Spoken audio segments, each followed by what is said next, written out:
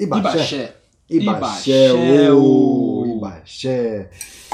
Rodrigo, então, nós contamos a história de Iuá em Obetuá, Obeoturá. Que é uma das histórias bonitas de Ifá, que tem tantas histórias bonitas, uma história muito bonita, que fala de uma trajetória, né, de uma experiência tão interessante como essa, né, do relacionamento dos homens com as mulheres, do relacionamento dos homens com o mundo, e como é que nós lidamos com a nossa conduta, a nossa existência. Exatamente. Lembrando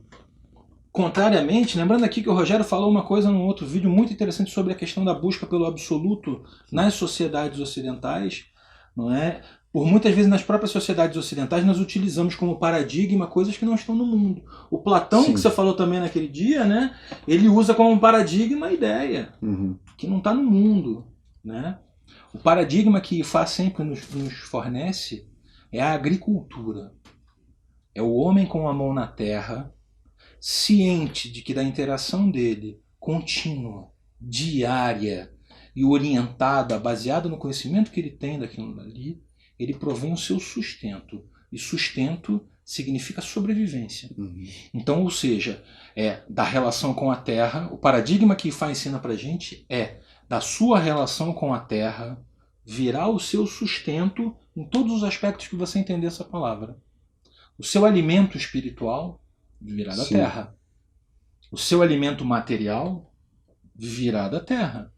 O seu corpo virá da terra. E voltará para ela. E tem uma coisa muito bonita disso que o Rodrigo está falando, que o paradigma agrícola é o paradigma do homem lidando com a sua experiência existencial de uma forma mais organizada, mais sofisticada, mais complexa do que anteriormente, quando os homens andavam em bandos pelo mundo, caçavam, colhiam, se fixavam. O que disponível. Né? Então, a agricultura supõe uma organização civilizacional. Quando os homens começam a lidar com o mundo de outra forma, se estabelecem em um lugar, criam ali relações com o lugar, começam a perceber, porque se estabelecem, a variação do tempo, né? Das estações, o passar dos dias e como é que ele pode, dia atrás de dia, né, voltar àquele mesmo ponto para fazer o que é necessário para a sobrevivência dele mesmo e do seu grupo. E ensina que através desse esforço cotidiano, diário, esse compromisso, essa memória, nós podemos obter o nosso sustento. Sim. E isso é muito importante e muito significativo. Nenhum sustento vem sem labor, sem esforço. E esse esforço, como a gente vem falando por aqui, vocês já devem ter entendido, ele é tanto material, ou seja, como nós cuidamos do nosso trabalho, como nós cuidamos de nossos cônjuges, de nossas famílias. Essa é a medida do que a gente pode ter de retorno disso daí. Então, é um paradigma que diz pra gente o seguinte: não se veja como um agente passivo do universo. Você não é um agente passivo. Você é um elemento fundamental na sua estabilidade e na sua harmonia. Ainda que ser bem-sucedido, ser próspero, tem significados diferentes para cada pessoa. E percebe como é que isso reúne todas as coisas que falamos até agora? Porque com esse paradigma agrícola, né, que o Rodrigo está falando, nós vemos o homem no mundo aprendendo a existir, a se relacionar com as coisas do mundo e se relacionar com as coisas que ele não vê e que interferem na vida do homem. Né? E as coisas que não vê são os deuses, né? As coisas que não vê são os antepassados, as coisas que não vê são estas variações energéticas que nós chamamos de Ajogun, que interferem e podem, em última instância, matar. Né? Então, tudo isso está em jogo quando o homem atua junto à Terra. Então, veja, é um paradigma e também pode ser visto como uma metáfora, Sim, né? Mas é paradigma mais do que uma metáfora porque isso de fato ocorreu. Todas as civilizações tiveram um processo de sedentarização, organização de sociedades agrícolas e a partir dali começaram a prosperar. Prosperaram como sociedade, prosperaram também quando começaram a pensar, né, de forma mais articulada e complexa na sua relação com o cosmo e, portanto, os deuses apareceram. Né? exatamente. E aí fica a pergunta: como é que você está cuidando das plantinhas que tem ao seu redor? Como é que você está cuidando da plantinha que é você? Porque nós somos plantinhas importantes. Nós somos importantes muitas vezes para as mesmas pessoas que nos criam problemas. Sim. Fundamentais por vezes. E aí a história que nós contamos de Oromilá, ela fala sobre o nosso papel como agente estruturante do mundo. Sim.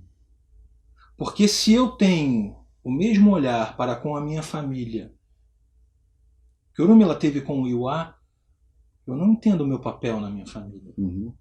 Eu não ofereço a eles aquilo que eles precisam para prosperar. Uhum. Porque quando a gente fala do papel do agricultor, nós não estamos falando em momento algum que uma família tem um agricultor. A nossa horta somos nós. Uhum.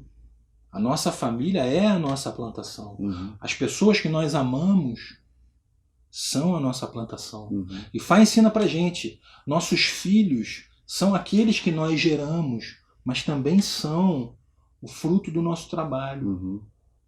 E de que forma nós relacionamos a nossa conduta, que é um esforço cotidiano. Porque, gente, deve ter ficado claro, por exemplo, que o apelé, a boa conduta, a conduta mansa, a conduta cordata, não é, por exemplo, como nós conhecemos em outras tradições, estados de iluminação. Não, de jeito O nenhum. budismo, não é? Ele conta para nós aqui que Buda sentou aos pés da figueira e meditou durante 40 dias e atingiu a iluminação.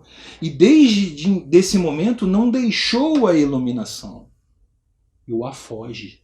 A boa conduta foge por nossos dedos. Nós precisamos, todo dia, estabelecer um compromisso com elas. Todo dia, olhar para o lado e saber o seguinte: essa planta que está aqui é da minha horta. Uhum.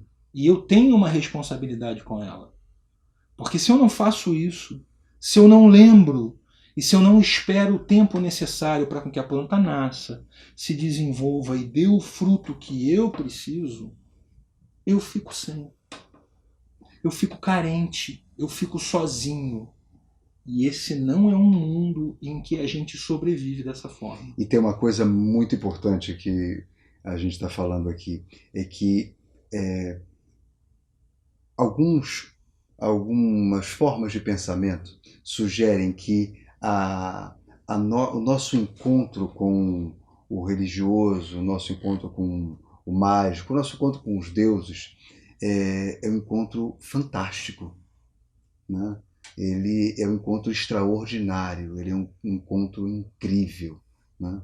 Quando, na verdade, para o pensamento iorubá, o nosso encontro com o mundo se dá constantemente. Estamos no mundo e estamos no mundo que supõe a presença dos deuses, né? Portanto, o encontro com os deuses não é extraordinário, ele não é fantástico, né? Ele não é incrível. Ele faz parte, ele compõe com a existência. Então, a conduta que nós devemos ter, que é a boa conduta, Iuá, Pelé, ela o tempo todo supõe a nossa relação com a horta, né, como o Rodrigo falava, a nossa relação com aqueles que cultivamos e que também nos cultivam, né, mas a nossa relação também com esse universo mais amplo, mais estendido, em que os deuses estão presentes, em que os ancestrais estão presentes, né? Porque os ancestrais, para poder seguir na imagem, na metáfora, um dia nos cultivaram. E agora nós precisamos cultivar e cultuar sua memória. Exatamente. Né? Porque um dia seremos nós. Né? E é fundamental que nós pensemos que essa existência, ela em última instância, valerá a pena se um dia nós formos lembrados. Exatamente. E lembrando, gente, para a gente poder fechar aqui, comentar o final da história um pouco. Sim. O pai de Iwa, Suru, paciência, filho de Olodumare, repreende Orumilá no final da história. E ele repreende Orumilá porque Orumilá não respeita a sua própria essência. Uhum.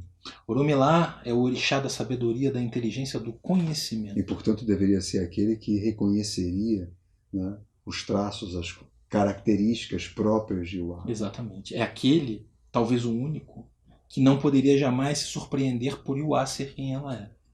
E daí nós tiramos uma restrição aos babalaôs na leitura dos seus jogos, ou pelo menos o refinamento no olhar que nós devemos ter, porque por vezes nós temos comportamentos que nos criam problemas, que nos criam dificuldades, por vezes impedem inclusive nossos projetos.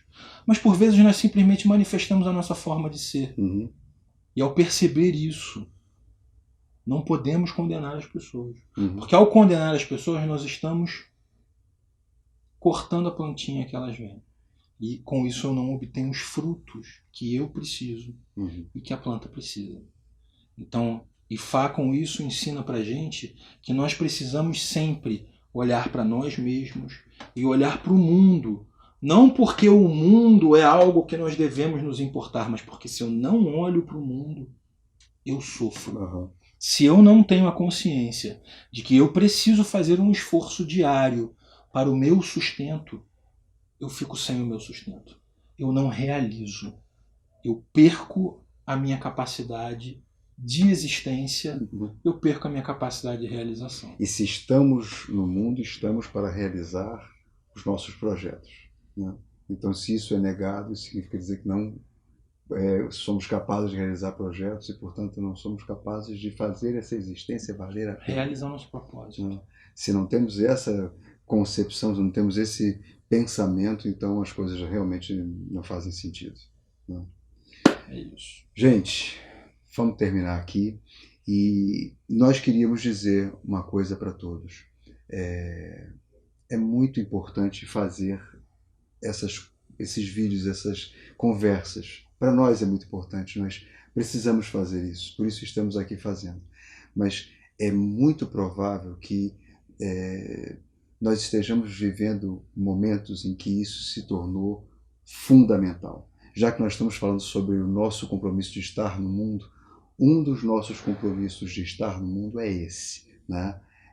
Viver falando, né? Praticando, pensando essas coisas a partir daquilo que Ifá nos ensina, tentar criar condições para que as pessoas também possam pensar, né, a partir desses critérios, e nunca foi tão importante, provavelmente, talvez, quem sabe, nunca foi tão importante, tão fundamental, tão urgente falar dessas coisas, não é, Rodrigo? Exatamente. A gente precisa, talvez, como poucas vezes, pelo menos na história do nosso país, pensar na nossa conduta, pensar naquilo que desejamos, naquilo que esperamos daqueles que estão ao nosso lado, não para que a gente possa cobrar deles, mas para que a gente possa calcular se a gente está dando a altura para esperar receber isso. Tá? Então, gente, muito obrigado. Obrigado, gente. Curta nosso vídeo, acompanha nosso canal e baxé. E baxé. Tchau, tchau.